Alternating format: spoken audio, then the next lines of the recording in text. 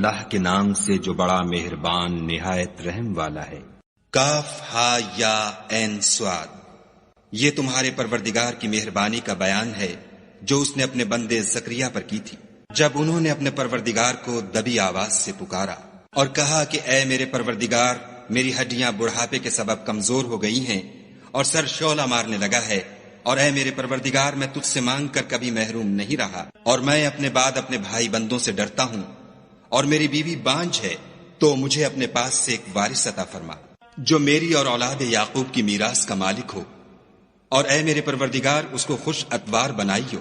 اے زکریا، ہم تم کو ایک لڑکے کی بشارت دیتے ہیں جس کا نام یحییٰ ہے، اس سے پہلے ہم نے اس نام کا کوئی شخص پیدا نہیں کیا۔ انہوں نے کہا، پروردگار، میرے ہاں کس طرح لڑکا ہوگا جس حال میں میری بیوی بانجھ ہے اور میں بڑھاپے کی انتہا کو پہنچ گیا ہوں؟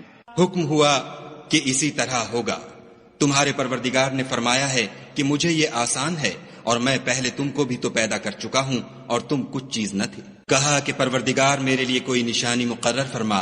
فرمایا، نشانی یہ ہے کہ تم صحیح و سالم ہو کر 3 رات دن لوگوں سے بات نہ کر سکو گے۔ پھر وہ عبادت کے حجرے سے نکل کر اپنی قوم کے پاس آئے تو ان سے اشارے سے کہا کہ صبح و شام خدا کو یاد کرتے رہو۔ اے یحییٰ، ہماری کتاب کو زور سے پکڑے رہو، اور ہم نے ان کو لڑکپن ہی میں دانائی عطا فرمائی تھی، اور اپنے پاس سے شفقت اور پاکیزگی دی تھی، اور وہ پرہیزگار تھے، اور ماں باپ کے ساتھ نیکی کرنے والے تھے، اور سرکش اور نافرمان نہیں تھے۔ اور جس دن وہ پیدا ہوئے اور جس دن وفات پائیں گے اور جس دن زندہ کر کے اٹھائے جائیں گے، ان پر سلام اور رحمت ہے۔